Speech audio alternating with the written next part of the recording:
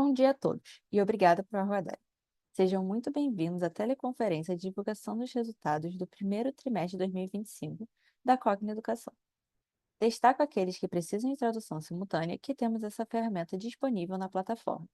Para acessar, basta clicar no botão Interpretation, através do ícone do globo na parte inferior da tela, e escolher o seu idioma de preferência, português ou inglês. Para aqueles ouvindo a teleconferência em inglês, há a opção de mutar o áudio original em português, clicando em Mute Original Audio. Informamos que esta conferência está sendo gravada e será disponibilizada no site do RE da companhia, www.recogna.com.br, onde se encontra disponível o material completo da nossa divulgação de resultados. É possível fazer download da apresentação também no ícone do chat, inclusive em inglês. Durante a apresentação da companhia, todos os participantes estarão com o microfone desabilitado. Em seguida, daremos início à sessão de perguntas e respostas. Para fazer perguntas, clique no ícone Q&A na parte inferior de sua tela e escreva sua pergunta para entrar na fila. Ao ser anunciado, uma solicitação para ativar seu microfone aparecerá na tela e, então, você deve ativar seu microfone para fazer perguntas. Orientamos que as perguntas sejam feitas todas de uma única vez. Antes de prosseguir, gostaríamos de esclarecer que eventuais declarações que possam ser feitas durante esta teleconferência, relativas às perspectivas de negócios da Cogna, projeções, metas operacionais e financeiras, constituem-se em crenças e premissas da administração da companhia, bem como informações atualmente disponíveis para a Cogna. Considerações futuras não são garantia de desempenho e envolvem riscos, incertezas e premissas, pois se referem a eventos futuros e, portanto, dependem de circunstâncias que podem ou não ocorrer. Investidores e analistas devem compreender que condições gerais, condições do setor e outros fatores operacionais podem afetar os resultados futuros da Cogna e podem conduzir a resultados que diferem materialmente daqueles expressos em tais condições futuras. Gostaria agora de passar a palavra ao Sr. Roberto Valério, CEO da Cogna, que iniciará a apresentação. Por favor, Sr. Roberto, pode prosseguir.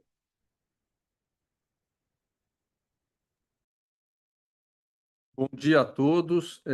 Eu notei que a voz da operadora está meio intermitente, estava com problema. Eu vou seguir aqui a minha fala. Se a gente notar que tem algum problema de áudio, se vocês não estiverem escutando bem, a gente faz uma pausa e retoma, tá?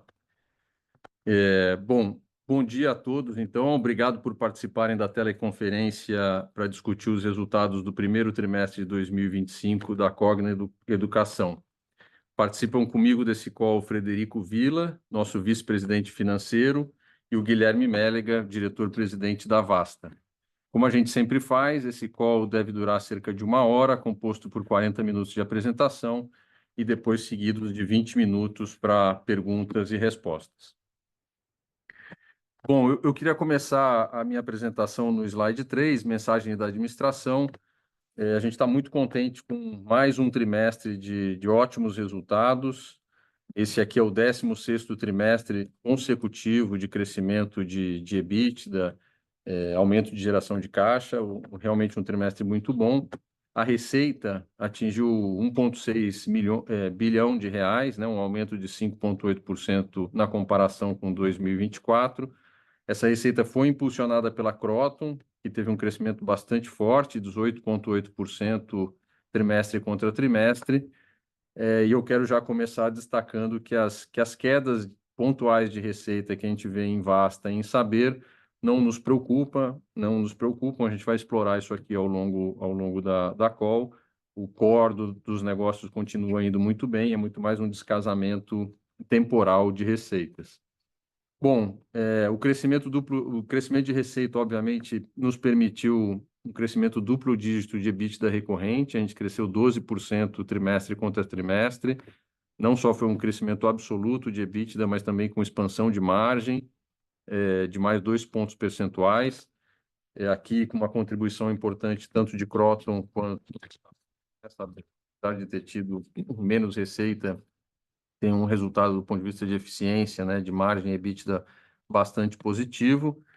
Então, como eu disse, esse foi o 16º trimestre consecutivo de crescimento de EBITDA, resultados de fato muito bons, mas no nosso entendimento, as melhores e as informações novas, né, que a gente entende que são as melhores do trimestre, são as que seguem aí na apresentação, que são basicamente lucro líquido, geração de caixa operacional pós-CAPEX e geração de caixa livre. Como a gente havia dito no quarto trimestre de 24, no fechamento do ano, a gente tem muito claro que o quarto trimestre foi a abertura de um novo momento, né, um novo cenário para a empresa, que é um cenário de lucro líquido contínuo, né, em todos os trimestres, dado a eficiência da empresa, o tamanho do nosso EBITDA, assim como a redução das despesas financeiras que tem nos alavancado bastante no lucro líquido. Então, como consequência, né, o nosso lucro líquido foi de 95 milhões de reais, um crescimento de mais de 100 milhões de reais, revertendo um prejuízo que no primeiro trimestre de 2024 tinha sido de 8,5 milhões de reais. Geração de caixa operacional pós-CAPEX, também um crescimento bastante importante, 19%, atingindo 250 milhões de reais. Esse mesmo indicador no primeiro TRI de 24 foi 210 milhões de reais, então um crescimento aí de 19%. E acho que a informação é muito bacana e contundente, a geração de caixa livre, a gente atingiu 150 milhões de reais de geração de caixa livre. Isso aqui é 16 vezes maior do que o que a gente fez no primeiro trimestre de 24. O GCL de 2024, o primeiro trimestre, tinha sido 9,5 milhões e a gente chegou agora a 150 milhões. Então, de fato, um novo momento da empresa, um momento onde lucro líquido, GCO e GCL são os grandes indicadores positivos e demonstrando um crescimento bastante importante. Claro que com esses resultados, né, especialmente de geração de caixa livre, a dívida continuou, a dívida líquida continuou caindo. Nesse trimestre, a gente reduziu em mais 66 milhões de reais. Lembrando que poderia ter sido até um pouco mais, né, se a gente não tivesse feito 60 milhões de reais de recompra de ações, que a gente entende que é a maneira, né, uma das maneiras que está dentro da nossa estratégia de retornar capital para o nosso acionista. Então, tivemos 66 milhões de redução de dívida líquida no trimestre, mesmo com 60 milhões de recompra no primeiro TRI. Só reforçando aqui, a gente já tinha feito também 25 milhões de reais de recompra no quarto trimestre. Então, nos últimos 2 trimestres, a gente já soma 85 milhões de recompra. Só um destaque aqui com relação à dívida líquida.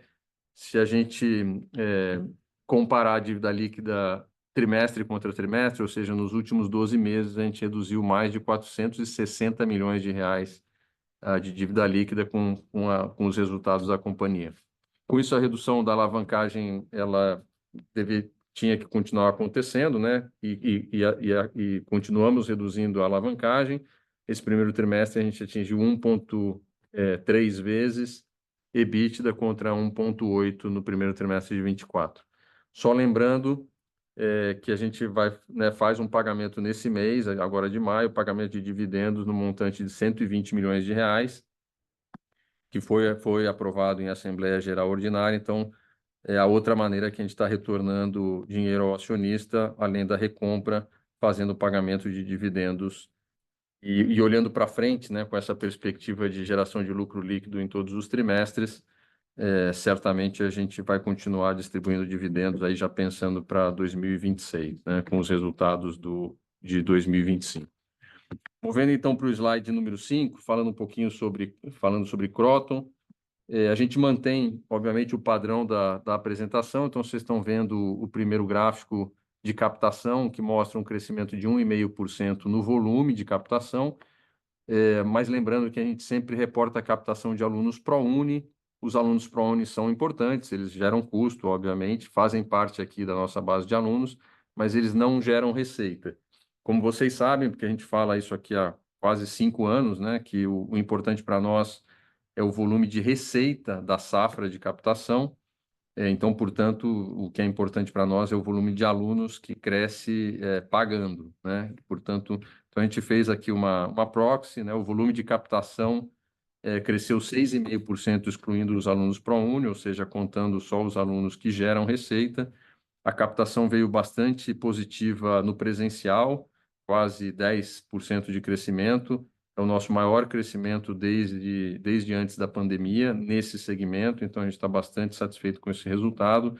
Croton Med cresceu também duplo dígito, 12,5%, um pouco mais concentrado com mix um pouco mais concentrado em EAD, lembrando que Croton Med tem cursos de medicina, cursos presenciais e de EAD, porque são todas as nossas instituições que têm faculdade de medicina, mas não são apenas cursos de medicina.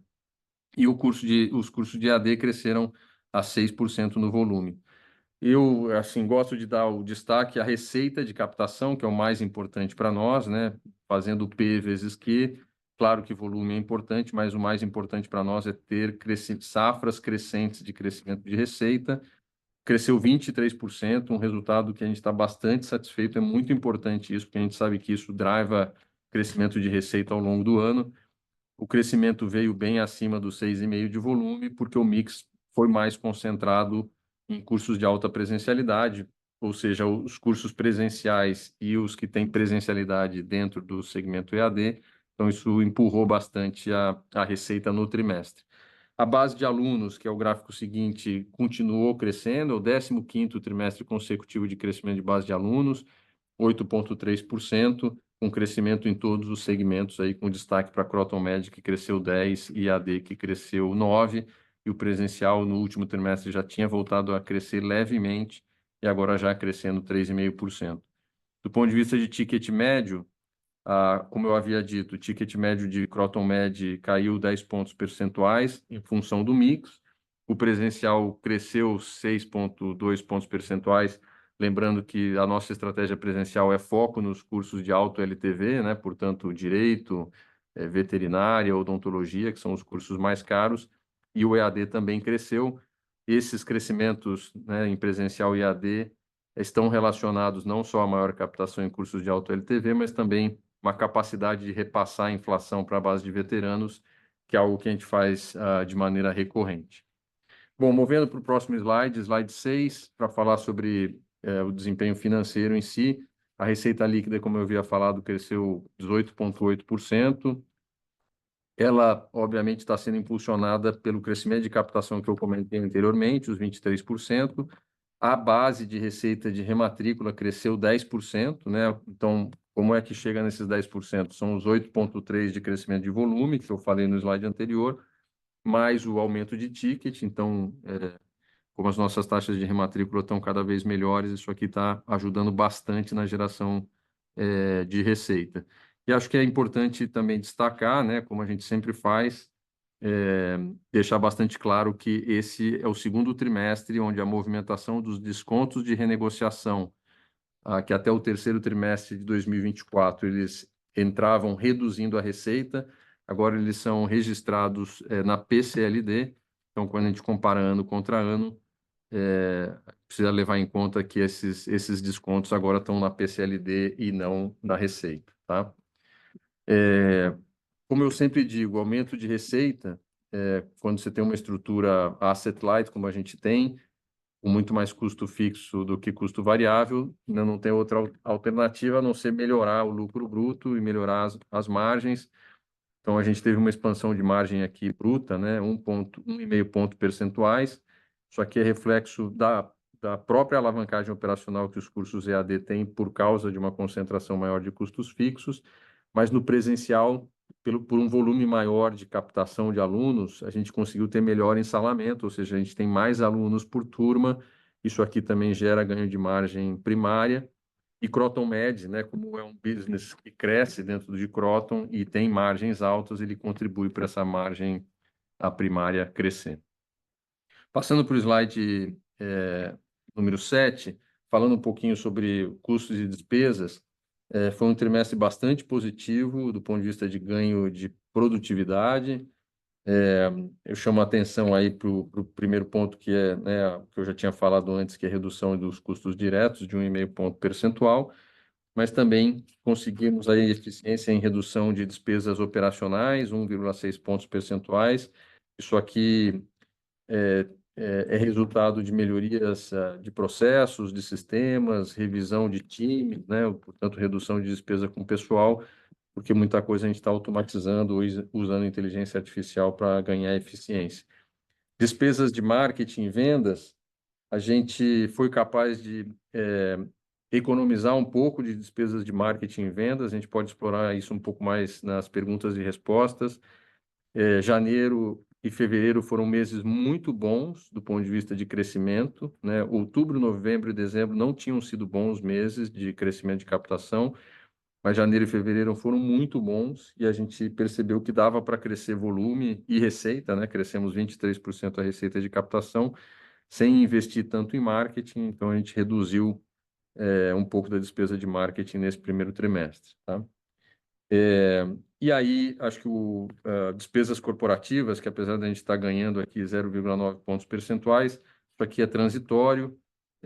Do segundo trimestre vai vir um pouco mais de gastos aí de despesas corporativas, então isso aqui é um ganho transitório. E o último item, que é PCLD sobre rol, como eu expliquei, aqui está 3 pontos percentuais acima do mesmo trimestre do ano passado, mas por causa dessa reclassificação dos descontos que antes reduziam receita, agora estão impactando o PCLD, mas do ponto de vista de adimplência e a PCLD ex os descontos, a gente está estável, tá? Não tem nenhuma movimentação significativa aí na PCLD. Bom, com isso, a gente ganhou uma margem bastante positiva, 4,7 pontos percentuais de margem, e crescemos 35% o EBITDA trimestre contra trimestre de Cogna. Aliás, de Kroton. Bom, com isso eu encerro a parte de Kroton e passo para o Guilherme Mélega fazer os comentários com relação aos resultados de Vasta.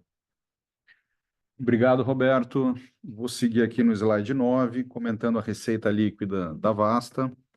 Então, nesse primeiro trimestre, a gente teve um efeito sazonal aqui do B2G, que no ano passado a gente teve uma concentração de reconhecimento de receita de 69 milhões. Esse ano a gente tem 5 milhões, mas são 5 milhões de novos contratos. E os contratos que compunham os 69 milhões vão ter uma outra sazonalidade ao longo desse ano.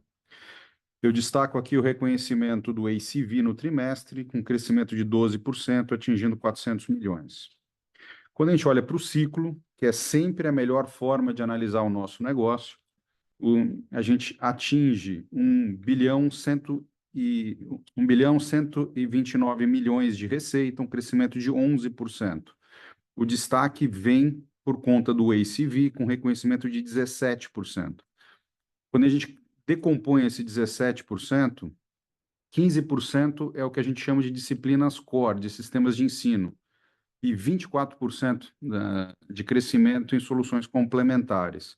Então, a gente segue aqui em linha com a nossa estratégia de ter um B2B forte, crescente, com complementares e sistemas de ensino.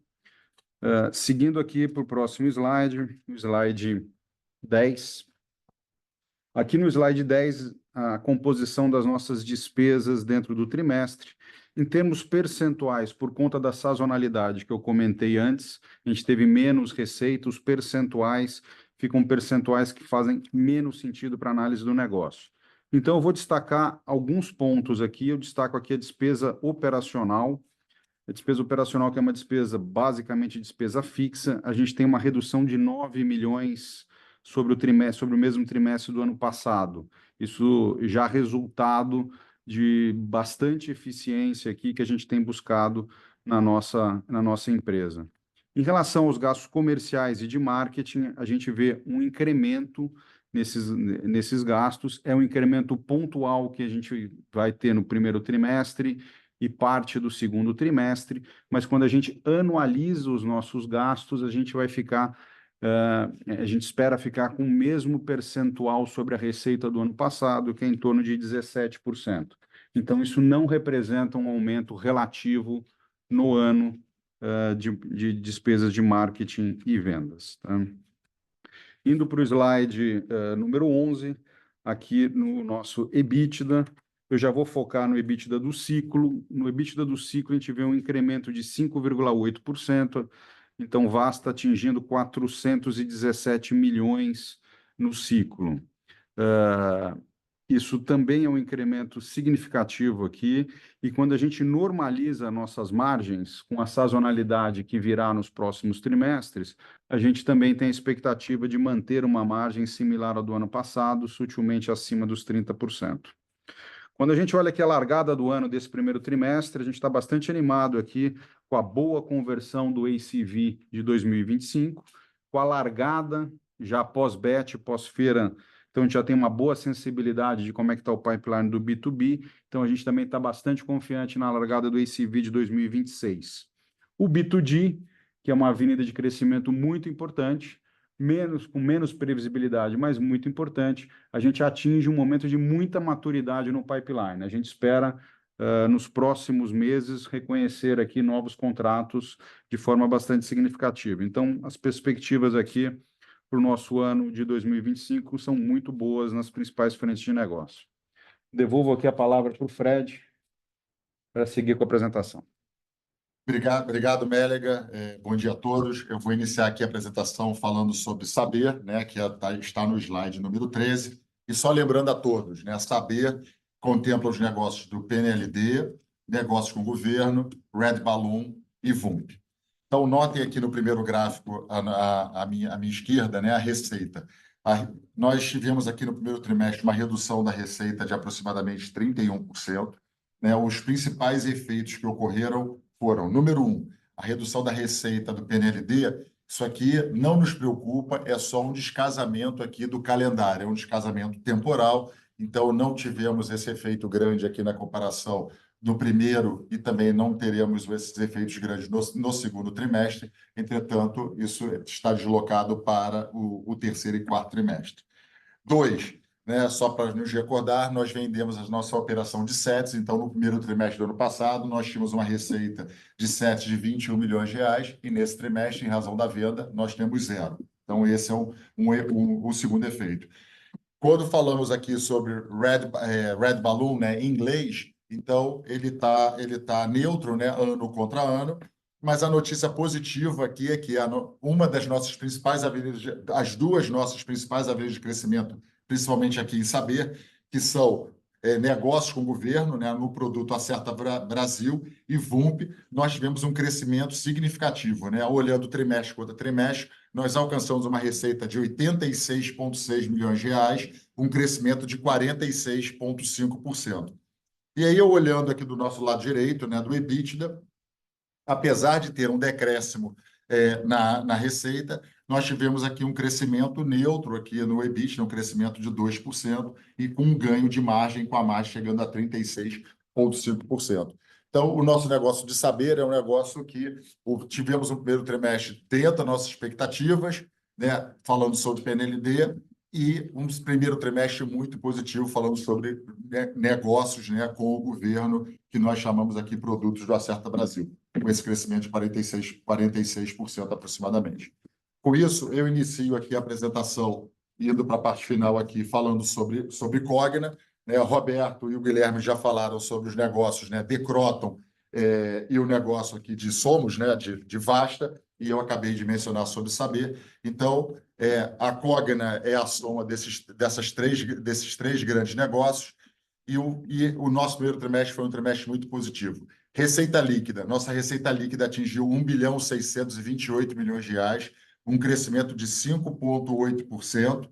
E a consequência foi explicado anteriormente. O principal efeito aqui do crescimento foi o crescimento de 18,8% na receita de Croton.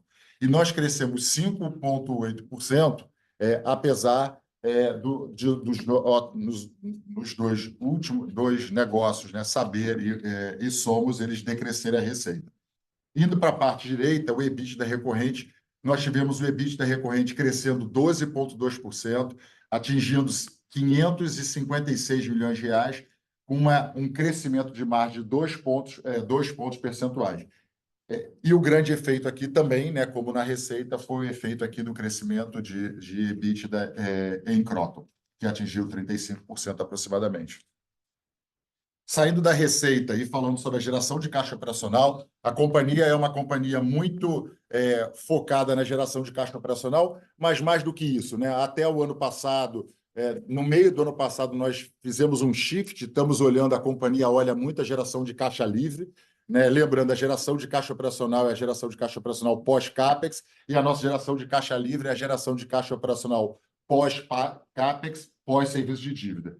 Com isso, a nossa geração de caixa operacional pós-CAPEX, nós atingimos 250 milhões de reais, né, um crescimento de 19%. Né? No ano passado, nós tínhamos 210 milhões de reais e uma conversão de geração de caixa operacional sobre EBITDA recorrente de 45%.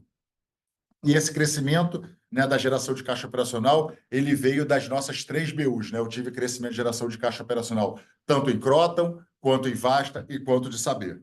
E olhando a geração de caixa livre, como eu mencionei anteriormente, a geração de caixa livre é a geração de caixa operacional pós-CAPEX, pós-serviço de dívida, nós tivemos um crescimento, comparando ao primeiro trimestre de 2024, de 16 vezes, e a nossa geração de caixa livre foi de 150 milhões de reais. Passando para o slide número 17, né, lucro líquido, a companhia, no quarto trimestre de 2024, né, inaugurou o novo ciclo aqui da companhia, um ciclo de lucro líquido, geração de lucro líquido, né? E nós tivemos aqui a geração de lucro líquido ajustada. No primeiro trimestre do ano passado, nós tivemos 50 milhões de reais, esse ano, 155 milhões de reais, um crescimento de 206%. E olhando mais do que a geração, e aqui o lucro líquido é ajustado, é o lucro líquido voltando com a amortização aqui dos ágios. Mas olhando a geração de lucro líquido, né, e a nossa margem líquida, companhia gerou, né, teve um lucro líquido, um lucro líquido de 95 milhões de reais, né, um crescimento de mais de 1000% comparando ano contra ano. E olhando para frente, né, a gente olha que deveríamos ter essa perenidade nos próximos trimestres. Saindo de lucro, indo para o próximo slide aqui, que é o slide número 18, falando de alavancagem e endividamento da companhia. Né? Ao final do primeiro trimestre de 2025, nossa alavancagem atingiu o nível de 1,28 vezes. Como nós já mencionamos anteriormente, né? A alavancagem para a gente, nós estamos sempre atentos ao índice de alavancagem, mas mais do que a alavancagem, o nosso principal indicador é a dívida líquida, né? E a nossa dívida líquida, olhando, ela teve uma redução, né, do primeiro trimestre de 2024 para o primeiro trimestre de 2025, nós tivemos uma redução de 0,51 vezes o EBITDA, né, ou aproximadamente 463 milhões, uma redução de 14%. E olhando numa visão do quarto trimestre de 2024 para o primeiro trimestre de 2025, nós tivemos uma redução da alavancagem de 0,07 vezes, ou aproximadamente 66 milhões de reais. A companhia, nesse trimestre, não efetuou novas captações e nem amortizações, e no primeiro trimestre de 2025, o nosso custo médio, né, da dívida é CDI mais 1,66, com duration de 27 meses. Indo para o próximo slide, que é a posição de caixa de endividamento, nós temos uma posição de caixa de 1 bilhão. Finalizamos a nossa posição de caixa em 31 de março de 2025 com 1 bilhão 422. A dívida líquida, né, 2 bilhões 814, levando em consideração que a nossa dívida líquida aqui leva em consideração a marcação ao mercado dos nossos swaps, de aproximadamente 6 milhões e mais um contas a pagar. E a companhia tem um cronograma de amortização de empréstimos, né, que é o gráfico aqui abaixo. Nós temos ainda uma amortização de amortizar aproximadamente 500 milhões aqui em agosto, no segundo trimestre, no ano de 2025, e no ano de 2026 nós temos também aproximadamente 500 milhões a fazer essa amortização. A companhia ela continua trabalhando, né, em mais uma rodada de negociação de passivos, então vocês poderão ver aqui nos próximos trimestres mais uma rodada do Liability Management com o objetivo, né, de redução de custo de dívida e também alongamento dessa dívida. Cabe só mencionar, né, que a minha redução de dívida líquida, como eu mencionei, ela foi de 66 milhões de reais, mas nós fizemos no primeiro trimestre, né, dado o nosso programa de recompra de ações, nós recompramos 60 milhões de reais. Nosso entendimento, né, é a melhor alocação de capital que a gente poderia fazer, mas se não tivéssemos feito, né, essa recompra, a nossa dívida líquida reduziria ainda mais próximo dos 130, 140 milhões de reais.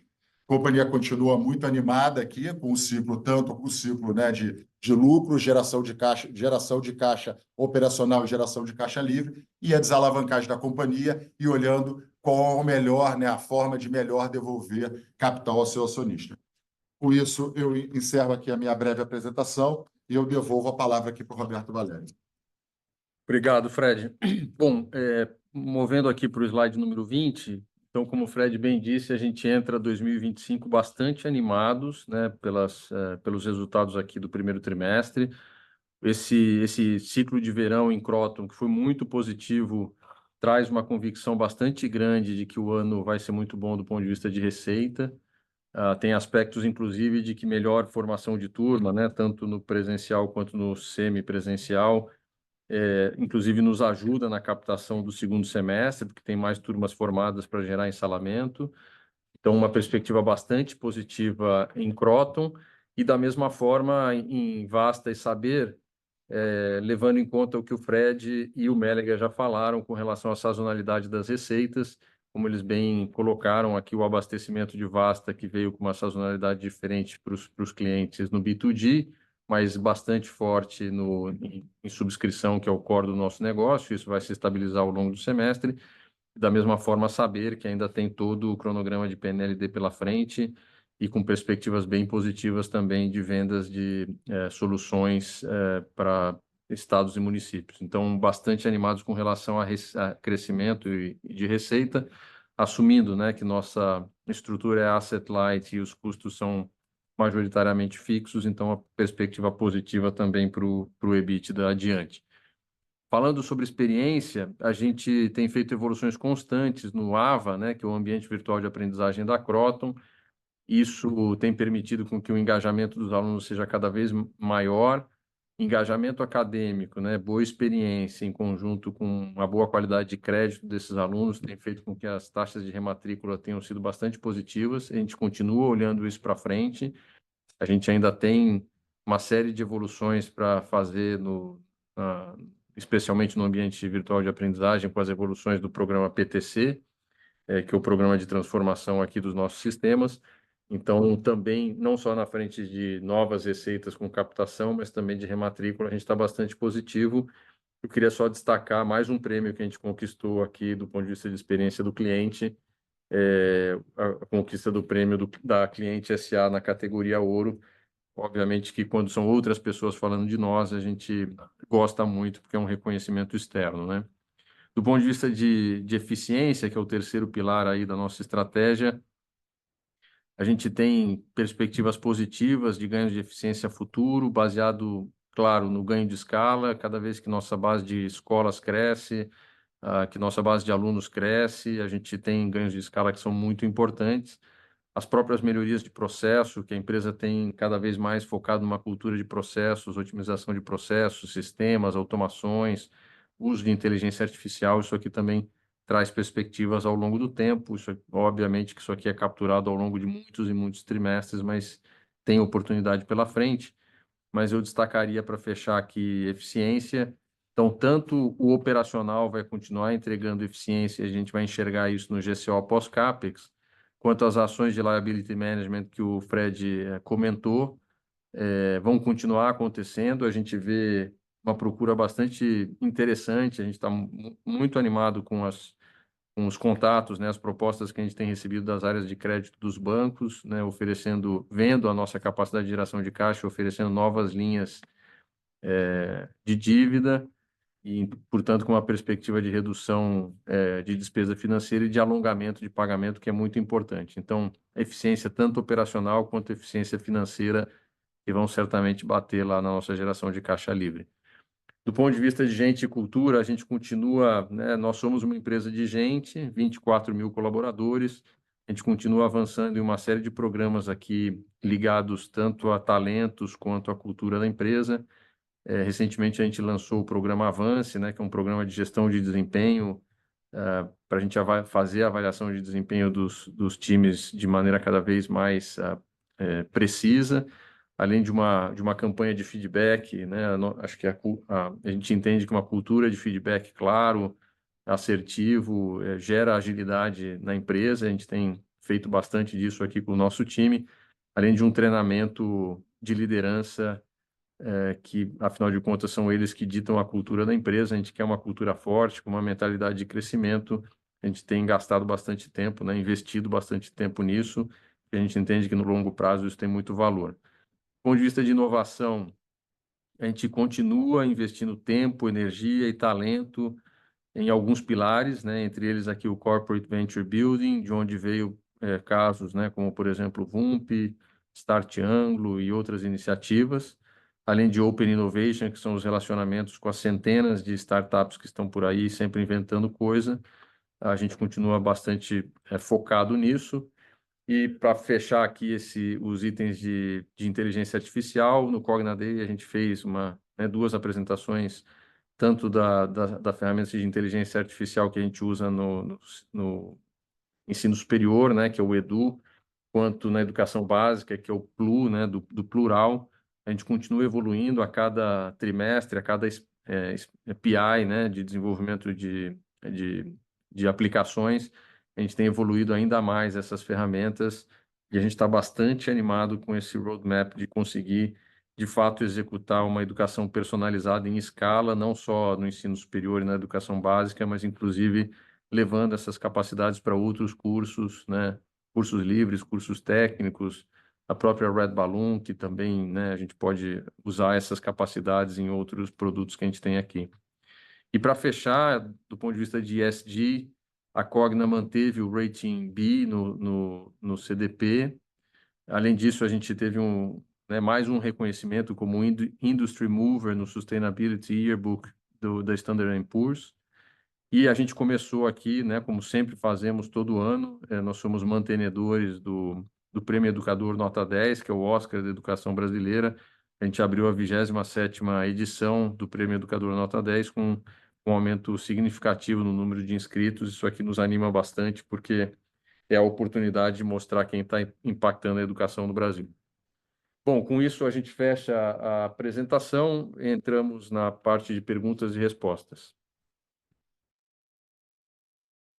Agora começaremos a sessão de perguntas e respostas. Lembrando que, para fazer perguntas, vocês devem clicar no ícone Q&A na parte inferior da tela e escrever sua pergunta para entrar na fila.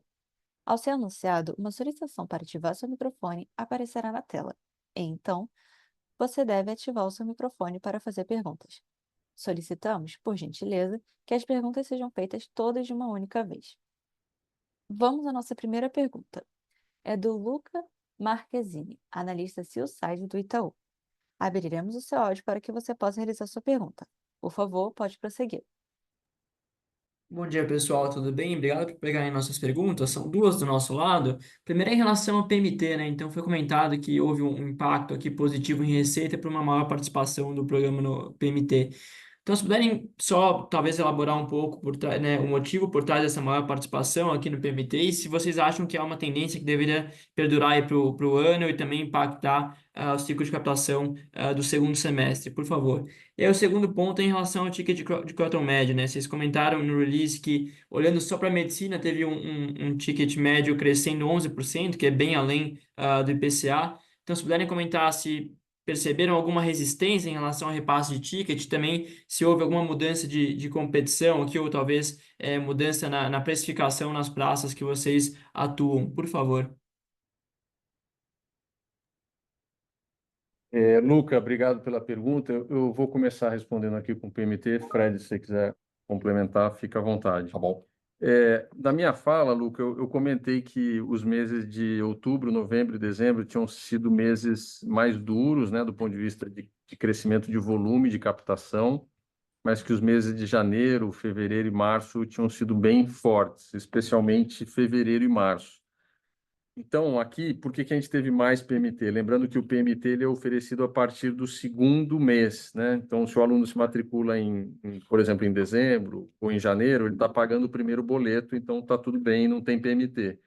A partir de fevereiro, ele começa a usar o benefício do PMT, porque ele pega aquele primeiro mês que, teoricamente, já passou, que ele deveria pagar, e parcela esse primeiro mês nos meses do curso, né? Então, a explicação lógica aqui é bem simples. Como a gente teve uma concentração muito maior do que historicamente a gente tinha nos meses de fevereiro e março, e eu reputo isso ao calendário, né? Tanto de feriados, de carnaval, início de aula, né? Porque o carnaval estava mais tardio, então as aulas começam mais tarde. O aluno sabe que tem tempo para fazer matrícula, ele fez matrículas mais tarde, então quando você olha o mix de matrículas, ele está muito mais concentrado em fevereiro, março e abril do que historicamente ele estava. E esses são os meses onde efetivamente a gente oferece o PMT. Então, não é uma tendência, porque eu imagino que isso aqui está muito mais relacionado ao calendário né, de início de aula, e ao calendário, como eu falei aqui, de carnaval e tudo mais. Eu acho que à medida que o carnaval volta mais para o início, né, de fevereiro, nos outros anos, a distribuição deveria voltar a uma concentração maior também em dezembro, janeiro, né? Então não foi nenhuma ação específica que a gente fez, foi muito pela sazonalidade, tá? Fred, eu não sei se você quer comentar alguma. Não, Roberto, eu acho que é só importante esse efeito do PMT, ele ocorreu no primeiro trimestre, a gente não tem esse efeito no segundo trimestre. Então, olhando esse efeito, tem um crescimento da receita, lembrando, né, a nossa receita, ela em Kroton cresceu no primeiro trimestre 18,8%, né, eu tenho o efeito do PMT, o segundo trimestre eu não terá esse efeito do PMT, então a receita ela não crescerá na mesma proporção dos 18%, mas a receita continuar crescendo sem dar passar nenhum guidance, deveria estar crescendo os dois dígitos. Então, a melhor forma de analisar é o semestre, Roberto, isso que eu queria deixar claro. Tá bom, ótimo. Bom, e aí a sua segunda pergunta, Luca, com relação ao ticket médio de Kroton Med, então acho que aqui a gente tem duas informações. Kroton Med, só lembrando para quem talvez não conheça esse nível de detalhe, o Luca conhece, mas para quem está nos ouvindo aí, Kroton Med para nós é um CNPJ específico, né? Uma BU com um CNPJ específico. Todas as instituições de ensino que têm uma faculdade de medicina, né, um curso de medicina dentro, ele está dentro desse CNPJ. Então, não é que esse CNPJ só tem cursos de medicina, ele tem cursos de medicina e todos os outros cursos que essa IES detém, né? Então, dou um exemplo aqui, a Unic em Cuiabá tem medicina, mas também tem direito lá e também tem ofertas de cursos EAD para os alunos que querem estudar EAD. Então, quando você olha Kroton Med como um todo, mais de 75% da receita é medicina, mas tem uma parte lá que não é medicina. Essa é uma parte que tem crescido bastante, né? Especialmente os cursos que são de EAD, como a diferença entre o ticket médio de EAD e dos cursos de medicina é muito grande, à medida que ele tem mais alunos de EAD, ele dilui esse ticket médio, tá? O ticket médio de medicina, apesar só da medicina, só do curso, apesar da gente ter entrada de novas faculdades, né? As faculdades novas, a gente quando lança essas faculdades, como foi o caso aqui de Ponta Porã e São Luís, os tickets médios são um pouco mais baixos, né? Na casa dos R$ 8.500, que são um pouco mais baixos do que a média de Unic, por exemplo, ou Uniderp, que já tem lá R$ 11.000, R$ 11.500. Mas para te dar a média final, mesmo com mais cursos novos, o ticket médio da medicina em si continua crescendo, tá? Então, para responder aqui diretamente, a medicina, só curso de medicina, apesar de termos cursos novos, ainda está crescendo, continua crescendo, só que a Kroton Med como um todo, ela é impactada pelo mix de EAD, tá? E a nossa perspectiva com relação ao ticket médio é à medida que esses cursos novos começam a criar uma reputação na cidade, assim como a gente já fez com os anteriores, né, do Mais Médicos 2, a gente vai também subindo esse ticket médio. Então, a perspectiva é que essas faculdades, como essas duas que eu dei um exemplo, Ponta Porã e São Luís, a cada semestre ou a cada ano, a gente vai subindo esse ticket médio de entrada. Acho que é isso, Luca. Espero ter respondido a pergunta. Claro, ficou super claro. Obrigado. A próxima pergunta é do Lucas Nagano, da Morgan Stanley. Abriremos o seu áudio para que você possa realizar sua pergunta. Por favor, pode prosseguir. Bom dia, Roberto, Fred, Mélega. Obrigado pelo espaço aqui. A gente tem três perguntas um pouco mais pontuais. A primeira é sobre captação do ProUni. Pelo que entendi, foi uma escolha para otimizar a ocupação e que isso não deve impactar a adesão do programa e nem o imposto de renda que as IES pagam. Pelo que entendi, eu só queria confirmar isso. E a segunda pergunta é sobre o marketing, que, como vocês comentaram, tem uma redução mais para o fim do ciclo.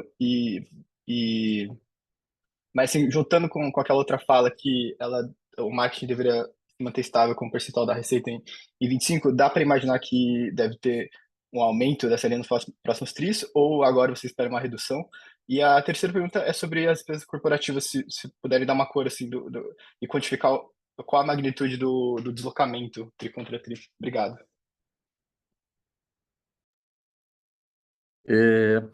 Lucas, obrigado pela pergunta. Então, vamos separar aqui e, Fred, de novo, se você quiser complementar. Então, ProUni é o seguinte, a gente, obviamente, oferece vagas ProUni em todos os cursos, em todos os ciclos de captação. O ProUni não traz receita, mas ele traz custo. Então, todo semestre a gente acompanha a quantidade de alunos que a gente tem. Obviamente, a quantidade, a gente sempre oferece mais do que a gente precisa para não ter risco de estar abaixo do threshold mínimo de alunos. Mas quando a gente tem mais alunos do que o que a gente precisa, a gente tira um pouco de força do processo, né? Lembrando que, apesar do aluno não pagar, você obviamente tem um funil de conversão, né? A gente usa o call center para converter o aluno, tem todo um processo de recolhimento de documentação. Quando a gente precisa, porque está mais próximo do limite, a gente põe mais força no time comercial e nos polos para que eles capturem esses alunos de ProUni. Como a gente estava com bastante sobra de alunos de ProUni em função dos últimos ciclos de captação, a gente fez menos esforço. Não tem nenhum risco da gente não cumprir o threshold do ProUni. Aqui é muito mais por energia ou não por energia em função da quantidade de alunos que a gente tem. Lembrando que o aluno ProUni não tem receita, mas tem custo. Se a gente puder minimizar esses custos, a gente tenta minimizar, tá? E reforço o ponto de que, para nós, o mais importante da captação é o volume de alunos e o ticket médio que geram receita, né? A gente não tem problema de ter menos alunos, um volume que não é tão grande de crescimento, mas a gente nunca quer perder crescimento de receita safra contra safra. Bom, então esse é o primeiro. O segundo, quer complementar? Só queria complementar, né, em relação, né, se foi um pouco da legislação em razão do imposto de renda, né? Então, a gente cumprimos a legislação em vigor, tá? Não deveríamos ter nada diferente disso, tá, Roberto? Só queria fazer esse complemento. Tá certo, ele tinha perguntado sobre o imposto de renda, tá certo. Bom, com relação ao marketing, a gente no call do quarto tri já tinha dito que perseguiríamos um ganho de eficiência, né? Tentar a redução de CAC com uma série de estratégias para reduzir o CAC.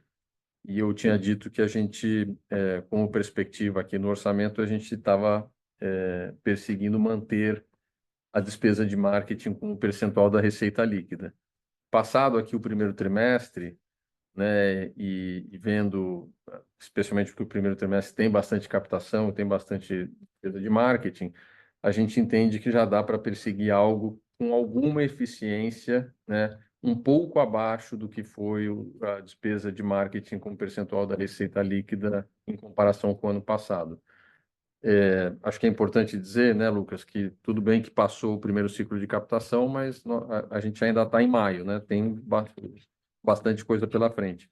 Mas acho que essa perspectiva melhorou em relação ao quarto tri, que a gente estava perseguindo percentual estável, agora a gente já vê que potencialmente a gente consegue ganhar um pouco de margem aqui em Kroton.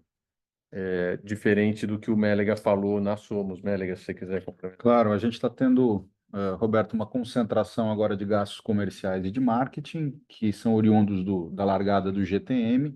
Então, a gente espera ter uma concentração. A gente teve uma concentração maior nesse primeiro trimestre, teremos ainda no segundo trimestre um patamar de gasto similar aqui ao desse primeiro trimestre, e a gente espera normalizar esse gasto ao longo do terceiro e do quarto trimestre, fechando o ano com um percentual do gasto de vendas e marketing estável em relação ao ano passado, em torno de 17%. Joia, ótimo, obrigado, Mélega. Acho que tinha uma pergunta de despesas corporativas. A última pergunta era sobre despesas corporativas. Eu vou puxar aqui, tá, Roberto? Então, sobre despesas corporativas, a gente mencionou que tem algum deslocamento. Esse deslocamento ele é marginal, tá? Então, ele deveria ser aqui em unidade. Ele não tem, não é uma dezena, mas assim fica em unidade de R$ 1 milhão, tá bom? Então, ele não teria aqui um decréscimo de aproximadamente 16%. Ele seria menor esse decréscimo, mas não é nada significativo, tá bom? A gente vai ver no segundo tri, né? Que veremos no segundo tri. Perfeito, super claro, pessoal. Obrigado.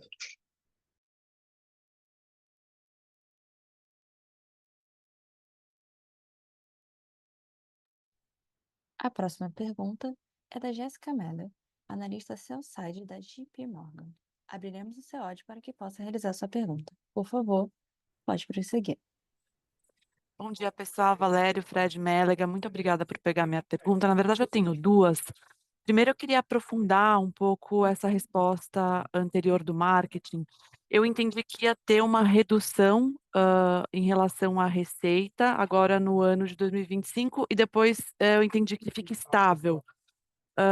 Eu queria só esclarecer se vai ter uma redução, vai ter um ganho de eficiência versus 2024 ou fica no patamar dos 17%, porque ficou um pouco confuso para mim. E a segunda questão é em relação à prorrogação da portaria de AD que saiu hoje. Como vocês estão vendo isso, né? Como é que isso impacta? E assim, tem alguma novidade aí, né, do lado de vocês?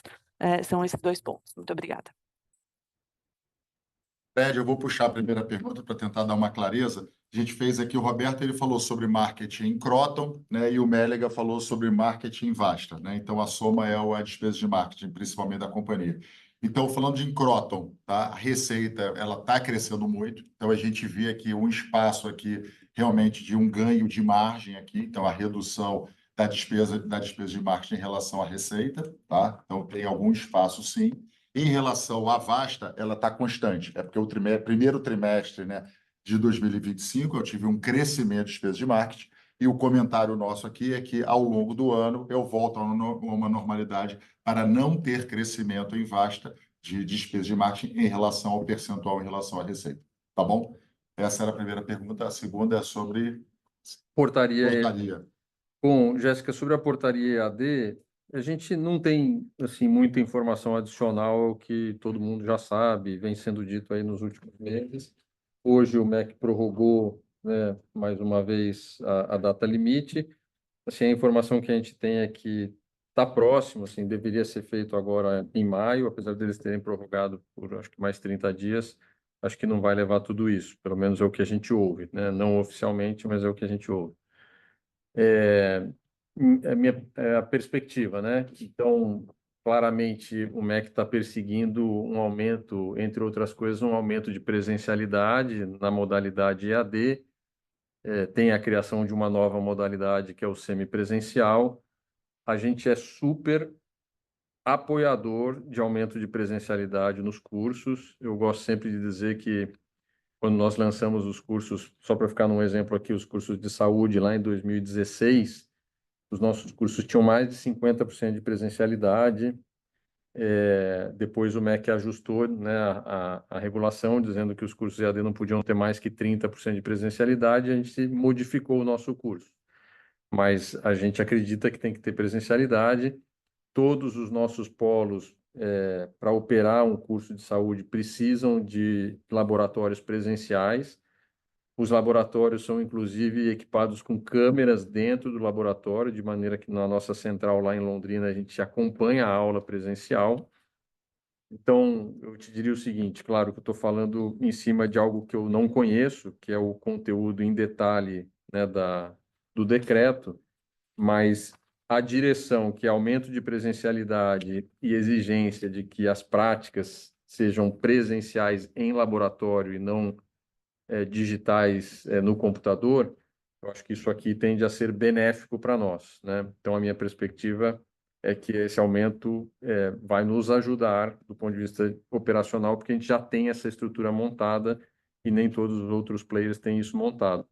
Mas, repito, né, eu não conheço todo o conteúdo em detalhe, então não consigo avaliar muito mais do que isso. Mas eu acho que a gente está muito próximo de ter a divulgação do decreto. Perfeito, muito claro. Obrigada, pessoal. A próxima pergunta é do Samuel Alves, analista sell-side da BTG Pactual. Abriremos o seu microfone para que possa realizar sua pergunta. Por favor, pode prosseguir. Bom dia, Valério, Fred, Mélega, demais diretores. São dois pontos aqui do nosso lado. Acho que a gente já explorou mais a Croton, tentando trazer aqui algumas perguntas dos outros segmentos. Uma pergunta sobre a Saber, né? Acabou sendo um trimestre, né? A receita caiu, a margem melhorou, né? A pergunta era mais quando que vocês acham que vai ter uma virada ali para ter a compra, né? Ou seja, que deveria puxar um pouco mais a estrutura de custo. E aí até queria também entender como é que vocês pensam o ano, né? Vocês pensam que assim tem espaço para a receita subir e a margem talvez ser um pouco menor e talvez o EBITDA crescer ou ficar de lado ali na Saber? Essa é a primeira pergunta. E a segunda pergunta na Vasta, mais especificamente no B2G. Como é que estão os esforços para replicar o valor do B2G do ano passado para esse ano? Essa é a expectativa da companhia? Como que a companhia tem trabalhado aí nessa frente? Obrigado. Tá bom, começamos com o Mélegas. Pode Vamos. ser. Obrigado, Samuel. Deixa eu dar um pouco de cor aqui no B2G. Então, a gente tem feito um go-to-market do B2G muito focado em grandes redes, tá? E o primeiro contrato que a gente tem operado com o estado do Pará já é reflexo desse foco em grandes redes. Acho que a novidade que a gente traz nesse trimestre é que a gente tem municípios que também passaram a adotar as mesmas soluções. Então, a gente começa a ter também um resultado mais granular do B2G. A gente já reconheceu 5 milhões com novos contratos, que são basicamente de algumas prefeituras, mas que seguem a mesma tendência dos contratos grandes, de recuperação de aprendizagem, de foco em SAEB, de avaliação em larga escala.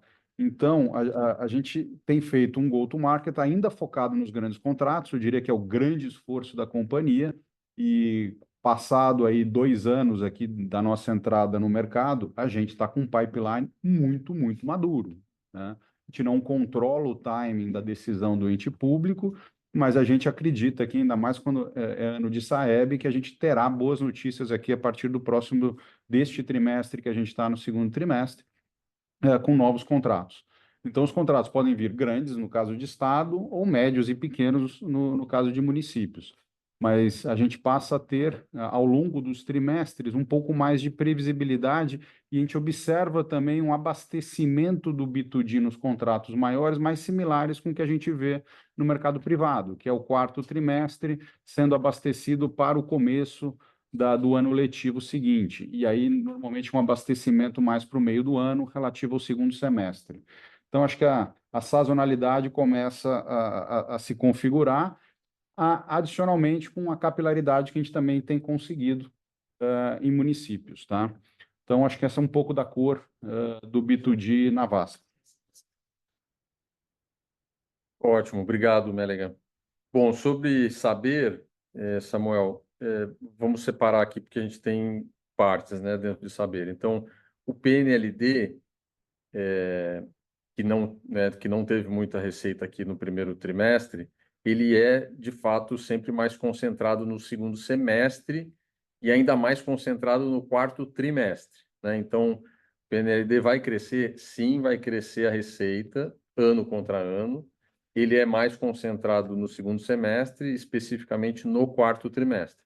Então, a receita vai crescer. Só que esse é um ano de compra, né? Então, a gente tem que fazer um esforço também de comunicação, de distribuição, de visita às escolas, visita aos professores para mostrar os materiais. Então, o segundo semestre vem com um aumento de receita, mas também vem com aumento de custo, né? E especialmente de despesas de marketing e vendas, tá? Então, a perspectiva é crescimento de receita, mas também com uma margem que perde um pouco de força no PNLD especificamente, porque a gente põe o custo na frente para apresentar o produto mas o faturamento vem na sequência, né? Vem no quarto trimestre, no primeiro trimestre de 26. Então, essa que é a dinâmica tradicional, é como sempre é o PNLD.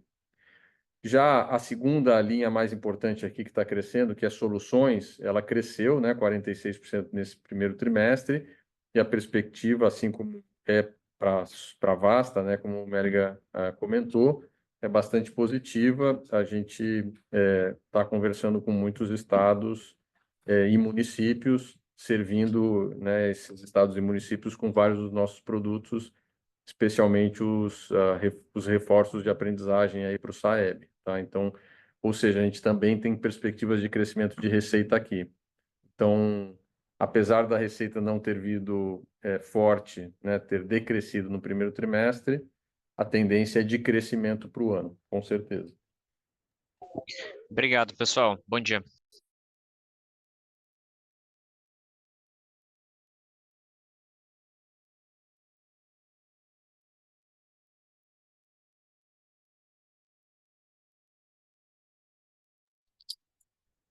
A próxima pergunta é do Rafael Elage, analista sell-side XP. Abriremos o microfone para que eu possa realizar sua pergunta. Por favor, pode prosseguir.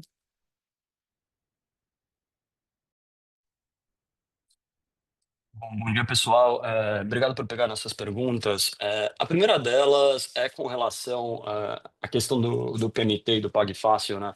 Vocês já discorreram bastante nas perguntas anteriores e no discurso de vocês inicial com relação a esse efeito, mas eu queria entender como é que foi a distribuição disso em função dos diferentes cursos, né? Se vale a pena vocês darem destaque para alguns cursos específicos, ou se foi algo mais pulverizado na base. Queria entender um pouco mais da dinâmica nesse sentido. E a segunda, se vocês puderem dar um pouco mais de cor com relação à diferença de custo de aquisição desse perfil de aluno em relação ao restante, né? Então, enfim, se puderem discorrer um pouco mais nesses dois pontos, eu acho que pode ser muito interessante. Obrigado, pessoal. Bom, eu pego essa aqui, Rafael. Não tem diferença, assim, não tem concentração de PMT por curso. Como é que funciona o PMT? O PMT a gente passa a oferecer a partir de fevereiro, né? Quando, ou seja, já tem uma primeira mensalidade vencida. Então ele segue e ele é oferecido para todos os cursos, presencial, EAD.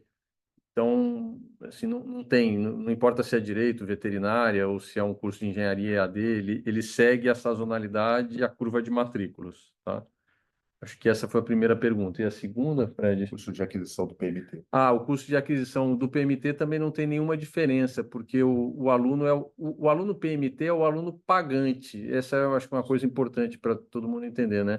O aluno PMT, ele é o aluno pagante, ele não tem um financiamento específico, ele não é um aluno de perfil diferente, ele só tem uma característica de ter uma entrada um pouco mais tardia, então por isso que chama Pague Fácil. Pague a mensalidade que você já deveria ter pago, porque são 6 mensalidades, né? O tuition é composto de 6 mensalidades. Como já passou um mês, eu te facilito, então é um pague fácil, você pode dividir esse primeiro mês ao longo do curso. É tão simples quanto isso.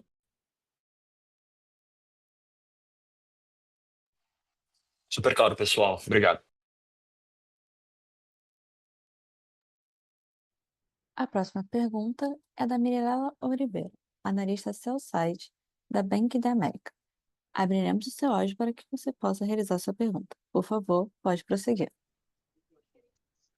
Boa tarde, pessoal. Obrigada pelo espaço para fazer perguntas. São duas aqui do nosso lado. A primeira é em relação ao PEP, né? No ano passado vocês tiveram uma contribuição relevante dessa linha na geração de caixa, fruto ali dos esforços de recuperação desses recebíveis. O que vocês podem comentar sobre as expectativas dessa linha para 2025? E se vocês puderem falar um pouco também do que vocês entendem que tem sido o driver para essa melhora.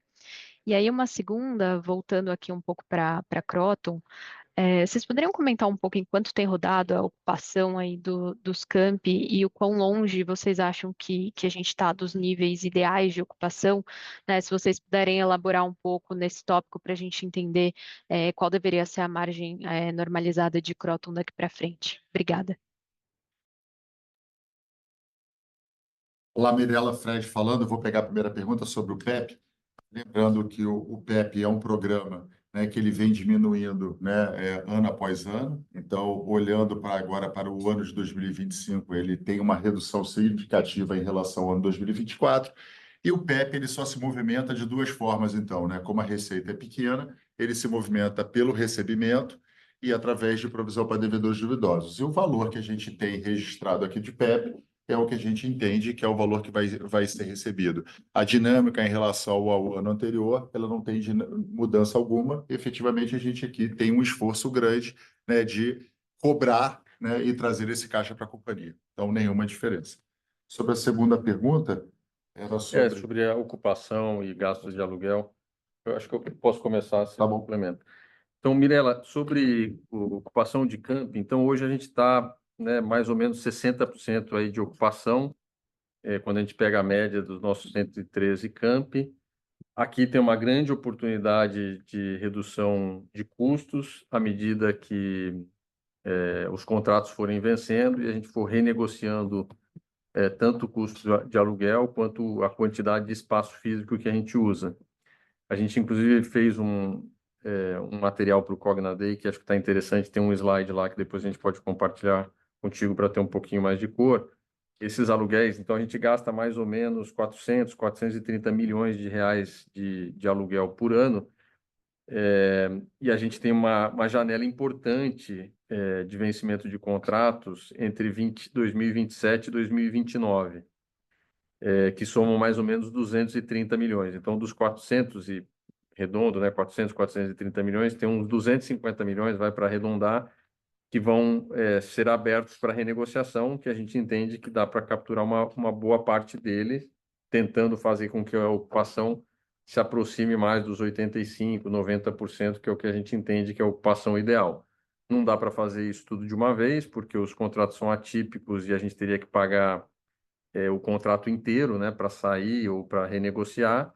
Então, a gente tem que esperar os vencimentos dos contratos. À medida que eles vão vencendo, a gente vai renegociando. A gente já faz isso. Por isso é que o nosso custo, né, nosso gasto, nosso dispêndio de aluguel, ele é constante aí ao longo dos últimos 4 anos. Ele não está subindo, porque a gente, sempre que vence um contrato, a gente renegocia. Então, estamos mantendo essa linha estável, apesar da receita da Croton estar crescendo forte, né? Como nesse trimestre aqui está crescendo 18,8%. Por isso é que eu costumo dizer que a maioria dos nossos custos são fixos. Então, acho que é isso. Sim, tem perspectiva de ganho de rentabilidade ao longo dos anos, mais concentrado a partir de 27%, e o espaço que a gente tem para ganhar é crescer desses 60% até uns 85%, 90%, tá? Daqui até 2029, 30. E acho que um outro ponto, Fred está me lembrando aqui, um outro ponto que traz, que ajuda também, quando você reduz aluguel, reduz espaço físico, junto vem redução de utilities e facilities, né? Porque você tem menos área para limpar, menos segurança para pagar, né? Então, isso aqui também traz outros benefícios que ajudam na margem de Croton. Perfeito, super claro. Obrigada, pessoal. A próxima pergunta é do André Barros Salles, analista sell-side da UBS. Abriremos o seu áudio para que possa realizar sua pergunta. Por favor, pode prosseguir. Boa tarde a todos, obrigado aqui pelo espaço para fazer pergunta também. Eu tenho duas do meu lado aqui. A primeira delas é nesse ciclo, falando de captação, né, esse ciclo um pouco mais forte ali de Croton, como é que vocês estão monitorando a questão da evasão mais para frente? E especificamente, um movimento que eu entendo que seja um pouco mais setorial ali, de uma presença maior nos cursos de AD, tá? Se vocês puderem comentar esse ponto, acho que ajuda a gente. E minha segunda pergunta é sobre o ritmo de recompra de ações aqui, como que vocês estão olhando isso para os próximos trimestres, né? Nesse cenário de desalavancagem, parece ter espaço tanto no balanço quanto no próprio programa aqui. Qualquer cor que vocês pudessem dar para a gente também ajudaria. Obrigado. André, obrigado pela pergunta. Com relação à evasão, não é um ponto de preocupação para nós. Eu vou elaborar um pouco isso aqui, tá? Primeiro que a gente só considera aluno, né, e, portanto, só registra ele como aluno, como uma nova captação, se ele assina o contrato com a gente, se ele paga o boleto, né, da mensalidade, se ele tem atividades no ambiente virtual de aprendizagem, ou seja, se ele está engajado, né, se ele está de fato estudando. Então, isso já reduz bastante o risco de evasão porque o aluno se matriculou por impulso ou porque o vendedor empurrou uma matrícula lá no aluno e o aluno nem estava tão decidido. Então, e a gente já faz isso há anos, então por isso é que eu digo com alguma segurança de que a gente não tem uma preocupação muito grande com evasão. Esse é o primeiro ponto. O segundo ponto é o fato dele estar mais concentrado em EAD em algum momento, né? Que não foi o caso nesse ciclo de captação, porque o mix, inclusive, está mais concentrado em presencial e os cursos EAD com alta presencialidade, o que traz uma taxa de evasão até menor, né, numa perspectiva futura.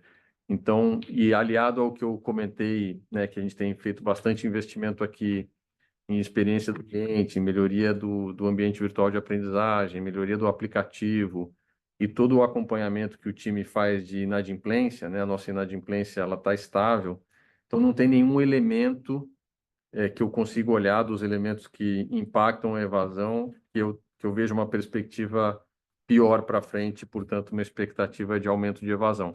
A nossa evasão, que está representada pela taxa de rematrícula, ela vem melhorando de maneira consistente nos últimos 4 anos e eu entendo que não tem razão para a gente não continuar fazendo essas pequenas melhorias, né? São poucos, 0, alguma coisa, né? Que a gente ganha todo semestre, mas a gente está sempre ganhando.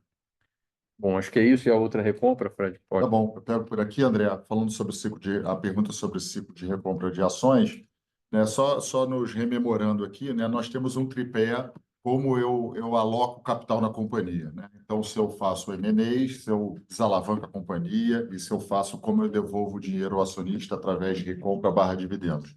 Como nós já mencionamos algumas vezes, né? Nós não temos M&As aqui, a gente está sempre fazendo aqui pequenas conversas, ou M&As pequenos, então pode acontecer, mas isso não muda muito a alavancagem da companhia. Companhia, dado, né, a taxa de juros, né, e na quarta-feira a gente teve aí mais um aumento de taxa de juros, chegando aqui a taxa de 14,75. A gente monitora aqui efetivamente, né, qual é a melhor forma, se eu continuo desalavancando a companhia ou se eu devolvo através de recompra ou dividendos. Como nós inauguramos no quarto trimestre, né, o ciclo virtuoso aqui de geração de lucro líquido, no nosso primeiro trimestre nós tivemos geração de lucro líquido de 95 milhões de reais, a gente entende aqui que a gente continua esse ciclo. Então, olhando, né, eu provavelmente continuo fazendo alguma parte de desalavancagem, desalavancando a companhia, né, e retornando capital ao meu acionista através de recompra ou dividendos, que provavelmente vai acontecer aqui durante o ano de 2025. Super claro, Fred, Roberto, obrigado. A próxima pergunta é do Renan Prata, analista sell-side da Citi. Abriremos o seu áudio para que você possa realizar sua pergunta. Por favor, pode prosseguir. Opa, bom dia, pessoal. Obrigado pelo espaço. É bem rapidinho aqui minha pergunta. A primeira é só mais um follow-up na parte de marketing lá de Croton, principalmente, né? Vocês falaram que assim tem espaço para diluição, mas só queria entender a base comparativa, né? Dado que tem essa realocação de desconto da receita bruta para PDD. E a outra é, se puderem comentar um pouco também, assim, naturalmente, na medida do possível, sobre esses headlines de possível fusão com outro grande grupo de educação aí do setor. É isso, pessoal. Obrigado. Vou pegar a Fred falando, Renan, vou pegar primeiro aqui de marketing. O que eu mencionei, né, na minha resposta é que eu tenho espaço para uma pequena redução aqui vasta, né? Vai estar estável e em Croton tem a receita crescendo bastante, então eu tenho espaço. E qualquer métrica, tá, Renan? Se você fizer a métrica com a PDD ou sem a PDD, a gente vê que tem um espaço aqui de redução de despesas de marketing em relação à receita. Então, qualquer métrica com a PDD ou sem a PDD, a gente vai estar melhorando aqui o percentual de despesas de marketing sobre a receita. Sobre a segunda pergunta, é sobre a fusão. Sobre a fusão. Acho que sobre fusão, Renan, a gente não tem nenhum comentário com relação a isso. Esses temas, né, essas especulações ou notícias que saem na imprensa, de tempos em tempos acontecem. Eu gosto sempre de dizer que todo mundo se conhece no setor, está sempre almoçando, tomando café um com o outro, ou participando de alguma reunião, em alguma associação, mas a gente não tem nenhum comentário com relação a isso. Não, valeu, pessoal. Ficou super claro. Obrigadão.